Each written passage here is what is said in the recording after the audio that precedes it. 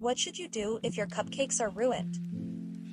This is just an idea that you can do and have enjoy with.